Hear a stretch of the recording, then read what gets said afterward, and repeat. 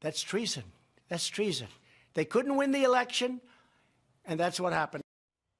So James Comey is back in the news again tonight. He's blasting President Trump's so-called dumb lies, as he puts it, about bias within the intelligence community and a deliberate attempt to keep him out of the White House. He writes this in a new op-ed in the Washington Post, quote, "Investigate the investigators if you must. When those investigations are over, they will find the work was done appropriately and focused only on discerning the truth of very serious allegations. There was no corruption. There was no treason. There was no attempted coup. Those are lies, and dumb lies at that," writes the former FBI director. Trey Gowdy, former House Oversight Committee chairman and now a Fox News contributor, joins me now. Trey, always good to see you. Thank you very much for coming in tonight. What's your reaction to that?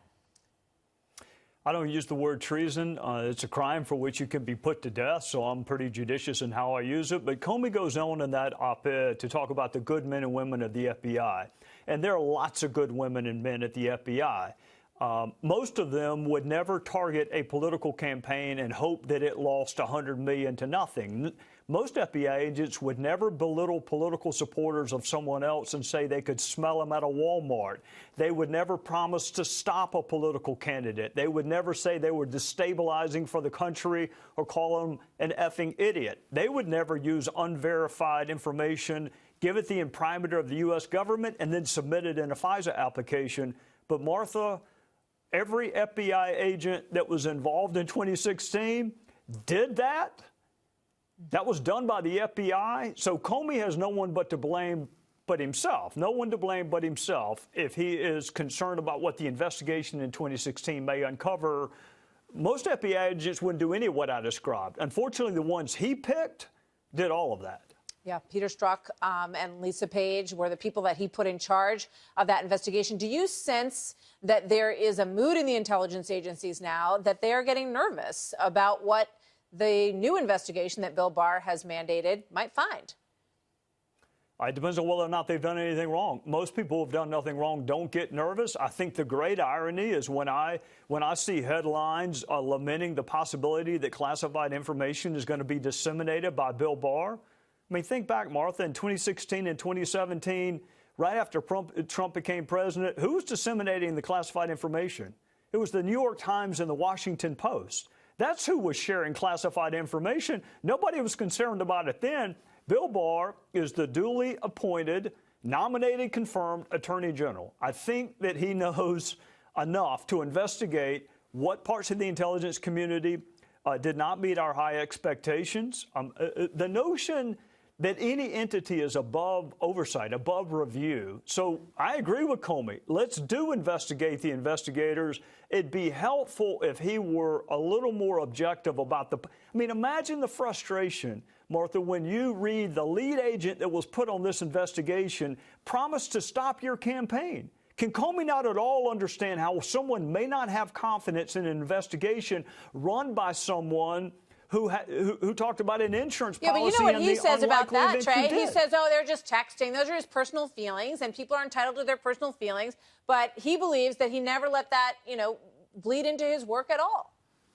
Well, let me disabuse him of that. Remember at the end when they were deciding whether or not to join the Mueller team, Peter Strzok said, "My concern is that there's no there. Not my hope, not my joy, not my expectation. My concern is that there's no there." And then he mused that if this were leading towards impeachment, he'd be interested in it. This is a career FBI agent who's supposed to dedicate his career to investigating Russia. That was not enough for him. To investigate what Russia was doing to us was not enough for Peter Strzok.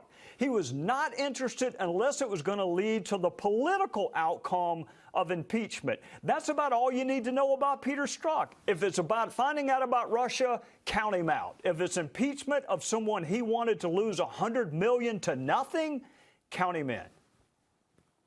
Well, everything you just stated, those are facts as we know them that have rolled out, and they need to be looked at, and that's part of what's going on here. Let me take a big turn here and get your thoughts on one of the many, many candidates who's running for the Democratic presidential nomination, Eric Swalwell, who is, sort of bemoaning the fact that he is another white guy, as he puts it.